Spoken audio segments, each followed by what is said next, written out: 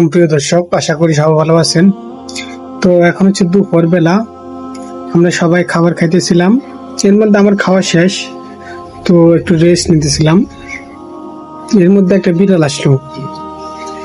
আসার পরে মেয় মেয় করে ডাকতেছে, মানে আমাদের বাড়ির মানে বাসার মধ্যে ঢুকবে যে এমন কোনো ওয়ে নাই।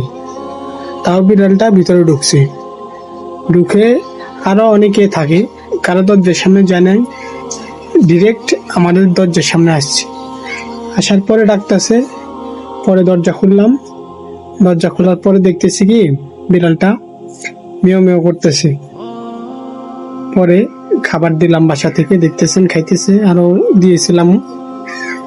তো সবশেষে বলবো, রিজিকের মালিক হচ্ছে একমাত্র আল্লাহ রাব্বুল আলামিন। আমরা মানুষেরা যদিও না বুঝি না, আল্লাহর সৃষ্টি অন্যান্য প্রাণী যারা আছে, পশু বলেন পাখি বলেন, সবাই কিন্তু এটা সম্পর্কে অবগত আছে। তারা সব সময় আল্লাহ তাআলার প্রশংসা করে। তো সবাই ভালো থাকবেন। আল্লাহ হাফিজ।